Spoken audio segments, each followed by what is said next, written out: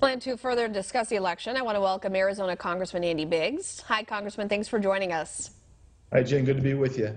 So I want to ask about the election challenges. Senator-elect Tommy Tuberville, like we just mentioned, signaled that he'd be joining Representative Mo Brooks if he follows through with his plans to challenge the Electoral College vote.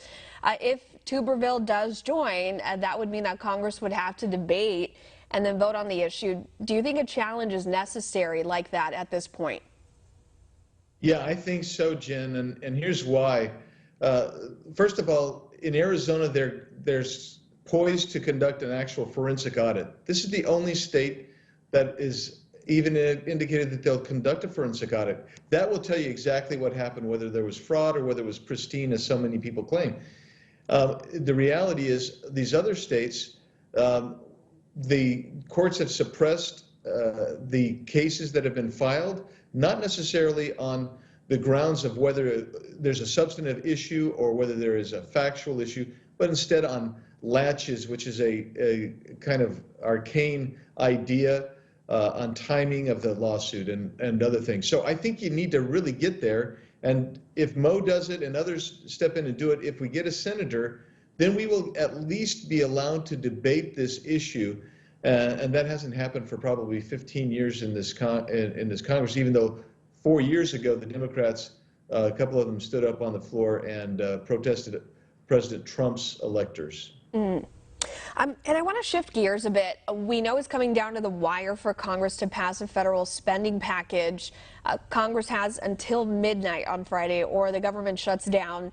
Yesterday, a couple top lawmakers from both parties said that they'd be open to another temporary funding bill if they had to.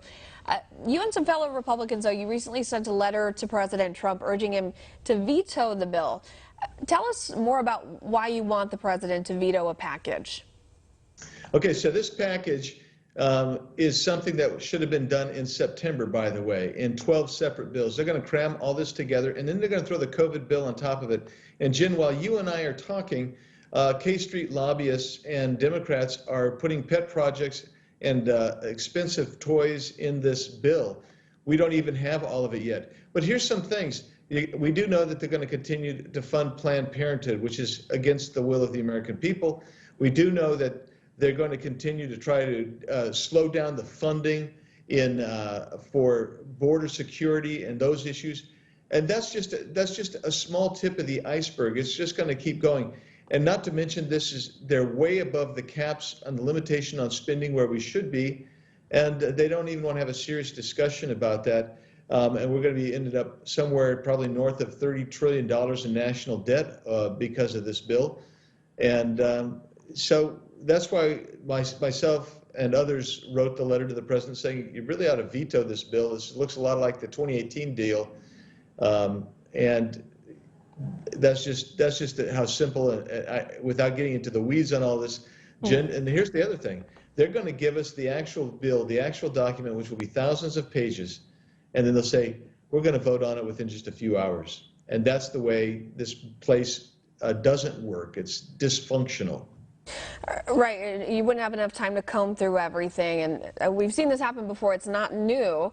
So that leads me to my next question. Lawmakers also, like you mentioned, they're trying to push through another round of COVID relief with the federal spending package, amongst other things that you just talked about. What do you want to see come out of that? Well, really, the only part that's really valid, in my opinion, is the PPP, and that is to provide the loans to small businesses, and that's really important. But what they are doing is they're saying, well, you know what? If you're a state and a local government, and you've shut down your economy so that you have forced small businesses into bankruptcy and whatnot, we're going to bail you out. That's part of this COVID relief package, and that's been a big thing for Nancy Pelosi. That's why she was asking for nearly $800 or $900 billion just a couple months ago, but she's not going to get that. But she's going to get probably, I think the number is somewhere $150 to $200 billion to go to these states and local governments that have otherwise bankrupted their communities, and that's inappropriate. The state and local governments are the ones that have brought this on themselves. There's no federal mandate that has ever caused the harm or the pain that those state and local governments have. Well, and like you mentioned, those talks are still ongoing, so we'll have to wait and see exactly what ends up in a COVID stimulus bill. Congressman Andy Biggs of Arizona, thank you so much for talking to us today. Thank you, Jen. Merry Christmas. Merry Christmas.